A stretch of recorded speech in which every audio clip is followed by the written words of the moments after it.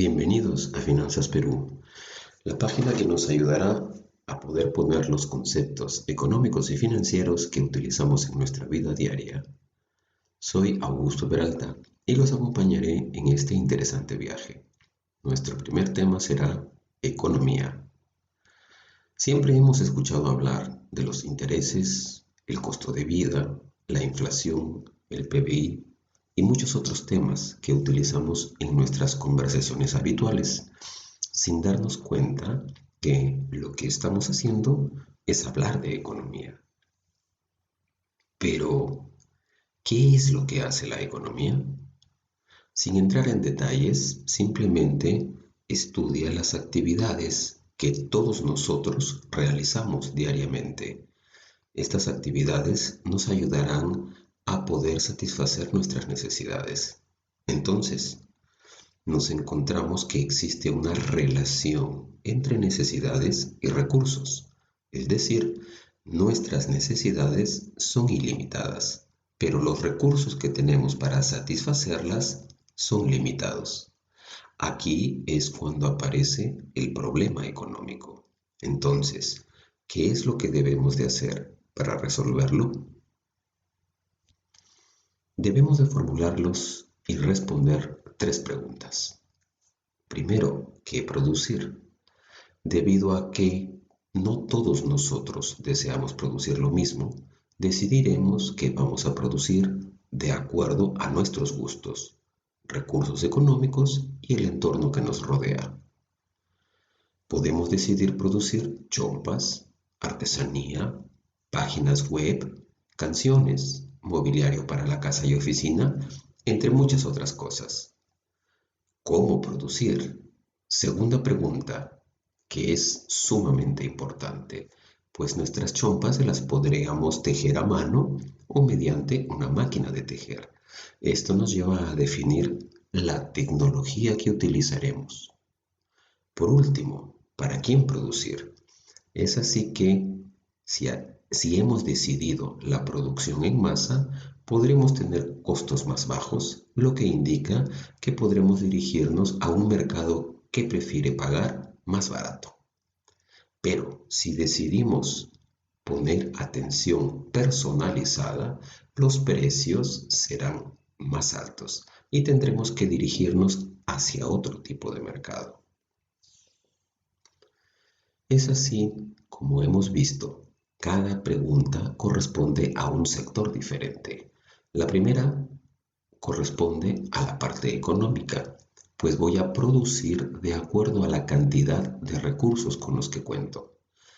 La segunda corresponde a la tecnología, debido a que puedo fabricar utilizando grandes maquinarias o hacer las cosas a mano. Y la tercera, el área social, pues determina a qué parte de la sociedad voy a atender.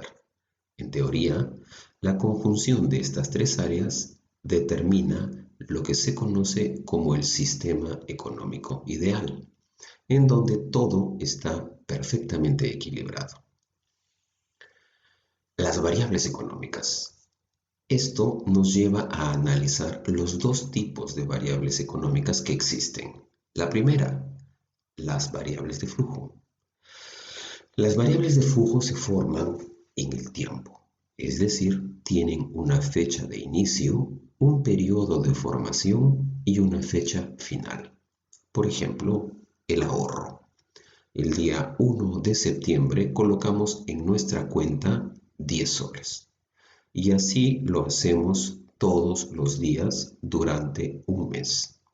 Al final de los 30 días tendremos ahorrados 300 soles. Variable de stock. Esta resulta justamente de la suma de las variables de flujo. Recordemos nuestro ahorro diario de 10 soles. Pues bien, si observamos nuestra cuenta el día 30 de septiembre, nos daremos cuenta que poseemos 300 soles y eso será nuestra riqueza. Esa es una variable de stock. ¿Por qué?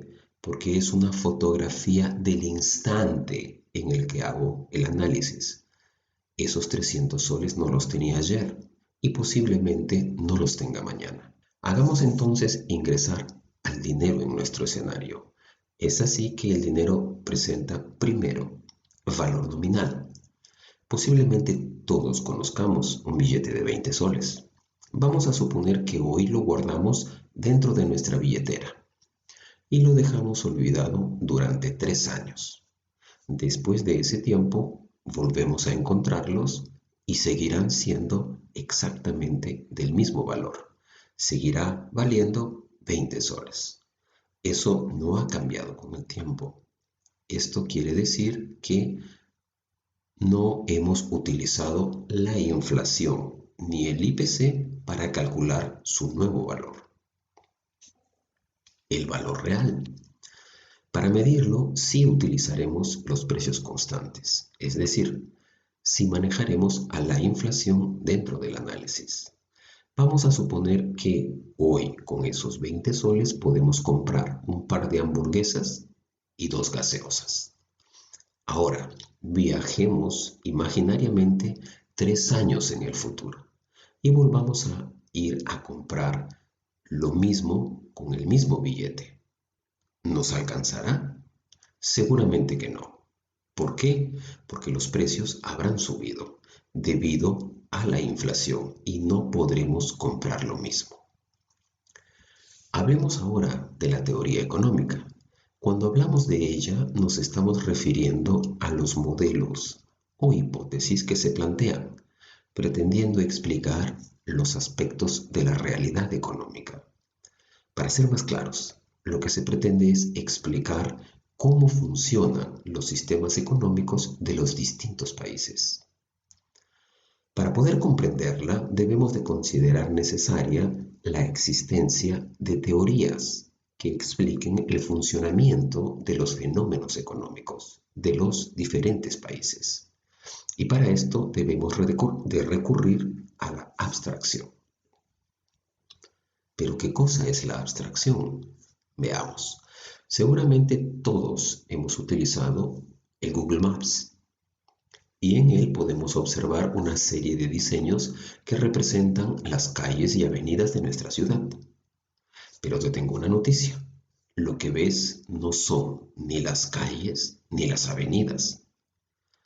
Lo que ves solamente son representaciones gráficas, es decir, son abstracciones, son representaciones de la realidad.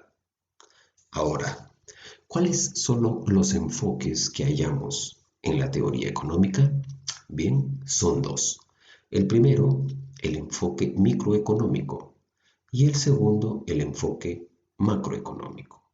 Al hablar de la microeconomía, nos estamos refiriendo al estudio del comportamiento de los agentes individuales, es decir, a los consumidores, a los productores y a las empresas de manera individual. ¿Y la macroeconomía? ¿De qué nos habla? Esta se refiere al estudio de la economía de manera agregada, es decir, el funcionamiento del sistema como tal. Trata, por ejemplo, del PBI. ¿Y qué es el PBI? Es el valor de lo que se produce en todo el aparato productivo del país durante un año. Es así entonces que llegamos al modelo económico. Y este es la relación que existe entre las múltiples variables, las mismas que se explican de manera simplificada, para poder facilitar su entendimiento. Lo que hace es representar el funcionamiento de algún proceso o fenómeno económico.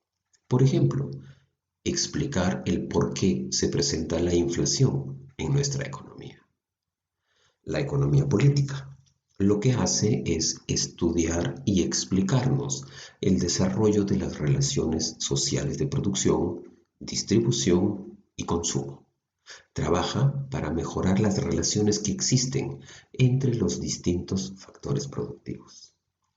Normalmente es representada en ecuaciones matemáticas que representan las relaciones existentes dentro del proceso productivo. Esta relación puede darse entre dos o más variables. Características de los modelos económicos. Los modelos económicos tienen dos características. La primera, la simplificación. Esto es que debe de resultar comprensible y manejable un modelo económico. Debe de simplificar algunos aspectos complejos de los procesos económicos que se presentan. La complejidad real puede deberse a complejidades psicológicas o de interacción entre los agentes económicos, limitaciones de recursos, restricciones ambientales. Es así que el modelo debe de sustituir estas dificultades por otras, de manera que pueda dar una respuesta similar a la realidad que modeliza. Segunda característica, selección de los aspectos relevantes. Un modelo no predice cualquier complejidad, sino algunas características que se presentan dentro del sistema económico y que puedan considerarse importantes. Tenemos, por ejemplo, el modelo de Phillips, el mismo que nos explica cuál es la relación que existe entre la demanda agregada, el consumo, la inversión y el gasto. Muchísimas gracias por asistir al video.